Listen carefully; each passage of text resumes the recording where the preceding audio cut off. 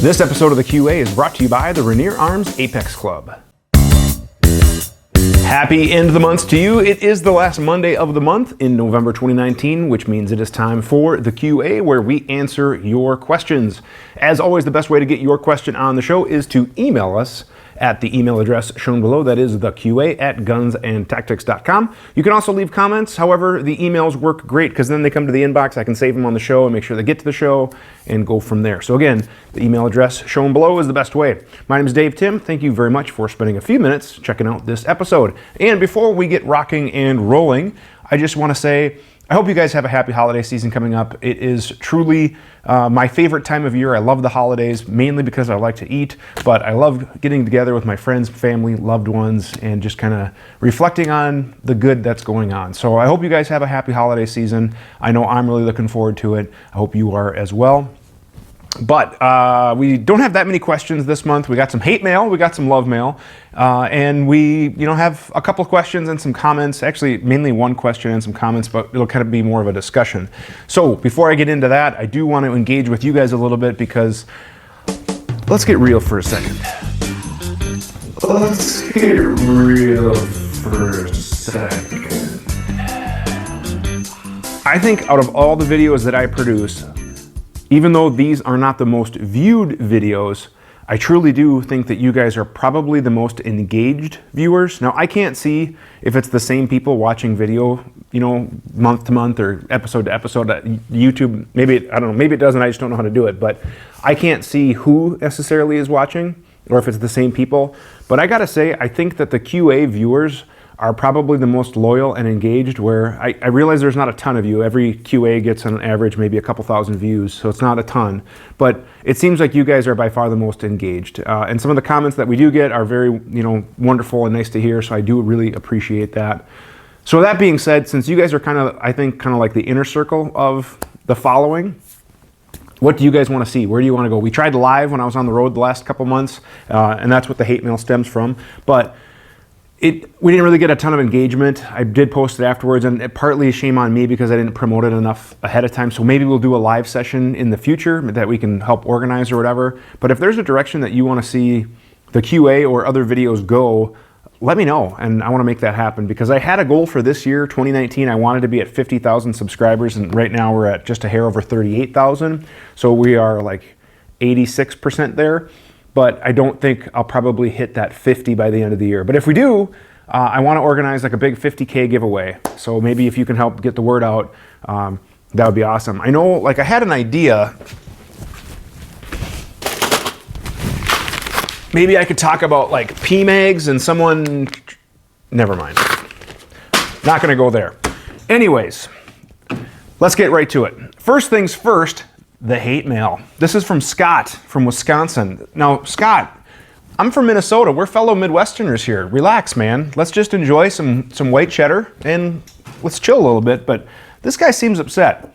Come on, guys. Perhaps you don't have daughters who send you vids from college, so things like this don't miff you off. But there is a setting in the video settings on almost all cell phones that switches back and forth from mirror image and standard imaging when taking pics and shooting vids. Just look at the message on your shirt in the video. If it's backwards, everything you record will be mirrored imaged backwards. You are supposed to be experts. That means we shall be able to hold you to a higher standard. Live up to it. I am not being a curmudgeon. I am stating a fact. By your actions, I am a far greater expert than you. By actions alone, am I just one of how many thousands who have observed the same thing? Okay, he's talking about the last QA sessions. I did add a little artistic license, but he did put all caps and stuff. So how I read it was kind of like a mix between a Chris Farley and an 80s wrestler and a He-Man, G.I. Joe supervillain voice. So maybe you enjoyed a little bit there. But anyways, he's talking about the last QA episodes where I was on the road. The last few months have been absolutely hectic for me. I've been traveling a ton, spending literally weeks in hotel rooms for training and stuff.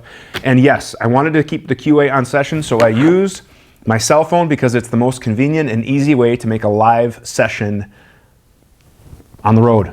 And then I saved it and uploaded it. And yes, when you're going live on Facebook, it mirrors the image. So there is better ways that I could use my nicer cameras. However, that costs several hundred, if not thousands of dollars to get like the studio streaming equipment, and I just don't have the budget for that. So man, lighten up, seriously. I hope you like the content. I try to put out good information for free. So if everything's mirrored, I apologize. Wow. Anyways, moving on.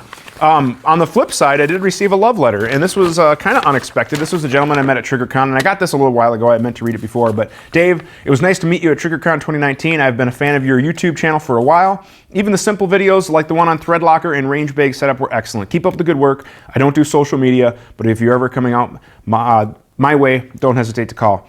I grew up in Minnesota, so it's always nice to meet people from back home. Stay safe. This is from, we'll just call him Jay, because I don't know if he wants his real name on there. And then what was really cool, he's a fellow law enforcement officer. He did send me one of his patches, which I won't show because, you know, I don't know if they want that on there, but this really, really meant a lot to me. This really put a smile on my face. So Jay, initial J, thank you very much. It is really appreciated. And by the way, this is a really cool patch. I do collect patches from industry and trade show stuff, but then I also have a special section that's off camera where I keep the LE patches that I received from either viewers or people that I've trained or trained with. So that's kind of a special thing. So thank you very much. I really do appreciate it. Anyways, on with the questions. This is the QA, not the mail call. Well, maybe it is mail call. I don't know. But we've had hate mail and a love letter, so let's move on. This is from Quentin from, where are you living now? Montana. Tell my brother he's an idiot. All right, I will text him now. Done. I'll let you know what he says. Tell my brother he's an idiot. When teaching kids to shoot MSRs, you would obviously use iron sights. He thinks you should start with a red dot or scope. That's like teaching math with a calculator before learning the basics. Who's right? We know I am. Quentin in Montana. Honestly, Quentin, I think it really does depend. I'm not going to say one's right or the other. Now, in theory, I do believe in the concept of, yes, if you learn iron sights before you learn how to use a red dot, yes, I think on some ways that makes sense. However, the red dot, like this little micro style here, it makes shooting way simpler. So I've taught kids, now I'm not saying I'm taking sides, and I'm not willing to call anyone idiots or non-idiots or whatever, but I have, you know, shot with kids shooting for the first time, and I've let them shoot my AR-22 with the red dot because I can just tell them to focus on the target. They don't have to worry about learning how to focus on the front sight, aligning the rear sight, and going from there. So in some ways, I think shooting with a red dot or a scope is far simpler, so it might be easier to get them interested. Additionally, when I have taken kids to shoot, I volunteered for some gun safety programs or Boy Scouts or youth programs, things like that. And it's something I enjoy. I wish I had more time to do that. But I found that they enjoy it a lot more when they actually start to become better at it. And what I found was when they shoot iron sights, they're not nearly as good. However, when they use a red dot, they can just focus on the target. They start to shoot, we get an idea for safety, fundamentals, but then I can put some reactive targets like little steel targets or little moving targets or whatever, and they just have a blast and they're hooked. So I think it depends on the age. If you're truly looking to teach and build fundamentals, yeah, I mean, teaching iron sights is never a bad concept, and I think it's a good thing that every rifleman or marksman should have, whether it be handgun or long gun. But the reality is the way of the future, not even the future, let me take that back. The way of right now is red dots or LPVOs on rifles, and we're getting to that point where red dots on handguns is going to be the norm, and I think we're kind of on the edge. Like, I can see the wave coming, you know. The heater's turning on. Let me, hang on. Where was I? Anyways, handguns, the wave is coming. I mean, I'm starting to put more red dots on handguns for people than I thought I would. Obviously, I would still say if I could poll the kabillions of handgun owners out there, it's still probably less than 2 or 3%. But it's going to be to the point where serious shooters are going to start to put handguns on pretty much everything. Ben replied, ? Quentin. So there's that. All right, so that's that. Then let's talk about some other stuff. Got a question regarding setting up scopes, eye relief, cant, etc. from, we'll call him Ryan, because I don't know if he wants his real info out there or not. But he had a question if I had a video on setting up a scope, like what my recommendation for mounts was. We talked about that, and that's kind of personal preference. But then he was kind of talking about setting up for eye relief, cant, diopter adjustment, things like that. And then I realized I don't have like a great setup for that. So I do have a rifle coming soon. You may know what it is because I just took a first look at it, and it's so precisely, amazingly, fully semi-automatic. I'll put a link up there if you're watching it on YouTube, but it was so enjoyable to shoot. So I bought one. Anyways, I have a rifle coming up. I will eventually get a scope for it, and I'll probably do a setup video. But one of the things we talked about is making sure that when you're setting up your scope, number one, that the parallel, no, that's not the right word. The reticle is perpendicular and parallel to the scope. So that way we make sure that if we had the action perfectly level with horizontal plane, that our scope, our reticle, is also, this horizontal is perpendicular, no, parallel, so it's perfect in alignment to the barreled action or the rifle or whatever. And the reason why that is important is because if it was canted, when you actually crank up, you're actually going up into whatever way it's off. So if I had it canted counterclockwise, when you were cranking up, you'd be going up and to the left. If you had it canted clockwise, you'd be going up and to the right, and obviously for down. And even zeroing can kind of be more difficult then too, because when you're going up, down, left, right, you're actually going in a different direction as well. So that's why it's absolutely critical to make sure that the crosshair alignment is good, and we'll talk about that with some different scope leveling tools that I use or methods that I use. And then also setting up eye relief. Now we'll talk a little bit in that video about exit pupil and eye relief and how that kind of makes this term called eye box. Eye box is kind of a subjective term. If you look on any manufacturer, and I would challenge you to find a manufacturer, because I kind of don't like the term eye box. But basically eye box is basically a box of where our eye can be, how forgiving the eye box is of how viewable the scope is. But there's no spec for eye box, so it's kind of subjective, and people use it interchangeably with eye relief, with exit pupil. But the reality is exit pupil is the size of the image coming out the back of the scope. Eye relief is how far away our eye is from the back of the scope, and then together those kind of make up the eye box. But so we talked about that. Make sure your scope is in alignment, it's good level. Make sure the eye relief is good. So we set it up, we get a comfortable cheek weld with our eyes closed, we open our eyes, we should be able to see full picture, and then obviously adjusting the diopter. And we'll talk all about that. I'm gonna do a complete scope setup and installation video probably in the next couple months, and then we'll transition that into a zeroing session on how to properly zero your scope, because in my opinion, a lot of people just dial and then they just leave it. But in reality, your zero should include zeroing for your distance, zeroing the knobs, understanding how the knobs work if you have that, understanding how the reticle works with your zero if you have a ballistic reticle, and then also getting some good chronograph data, because just going off what the box said is just not adequate. So that is good primer for setting up scopes. Now, I did receive a bunch of other comments regarding what I'm thinking about other products. So like the Geissele SSP, I've been shooting that for over a year now. I've shot it, actually I even bought another one. I received the one sample and then I bought another one because I liked it so much. As well as the Geissele 700. So I have a couple of Geissele trigger reviews coming up. A spoiler alert, they've performed absolutely amazing. They're awesome. So I'll have the reviews out this winter. It's November now, almost December. So I'm gonna try to get those out December, January, but they've been just absolutely rocking. I've been running them all summer.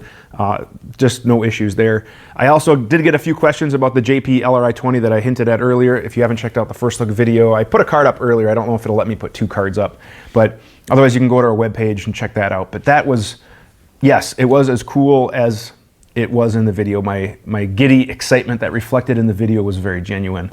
And then also I did get some interaction about the Otto Ear Pro that I've been running all year, because that's what I've been wearing in most of the videos this summer, is the Otto Ear Pro, and I have a review of that coming out. So I did get a lot of comments and questions about kind of upcoming things or whatever, but the original, QA, the most sincere QA, I guess, was probably from Quentin. So I'm not even going to do a random number generator. Quentin, I'm just going to hook you up with a prize from Rainier Arms. Which, speaking of which, if you guys like buying all the cool, newest, and greatest gear at a discounted price, make sure you check out the Rainier Arms Apex Club. For a low price of $100, you get free ground shipping, you get exclusive early access, and you get a discount on everything Rainier has to offer, which they're starting to carry a lot more cool stuff. They carry AR stuff, AR-308 or large frame stuff. They're starting to carry more handguns. They're starting to carry shotguns, like optics, some precision rifle, tools, swag, all sorts of cool stuff. These guys are always constantly adding new products. Like I was talking to Ari, their marketing director, and he was telling me that they are adding, I want to say it's like 50 or 60 or 100 some products, you know, almost every week on average. So they're just doing a ton of stuff. And speaking of which, they started a new YouTube channel. I'm going to see if I can put a card up here to their YouTube channel where Ari is in front of the camera kind of talking about some of their new products that I love hearing about as well. So make sure you check out the Rainier Arms Apex Club, and I do sincerely thank them for their support of the show. They make it happen. So guys, to wrap up, I do need your help. I would love to get to 50,000 subscribers by the end of the year, and I can't do that without you. So please post in the forums, post in the Facebook groups, post in whatever, share the videos. Please get your friends to subscribe, and then I want to do that 50K giveaway. And then obviously the next step would be a 100K giveaway, which would be even bigger, but I can't do it without your help. So I really hope you subscribe, you share, go from there. And as always, if you have questions, make sure you send them in so I can answer them. Send it to the email address shown below, the QA@gunsandtactics.com. Love to interact with you, love to get your questions on the show, and I hope you have a safe and happy holiday season. Check out our webpage for more info about us. Thanks very much for watching. Have a great day. We work really hard to make content that we hope you as a shooter would enjoy. Subscribe to our channel, check out our featured videos and playlists, and if you have a question firearms related, go ahead and send an email to the address shown on the screen to be entered into our monthly QA series.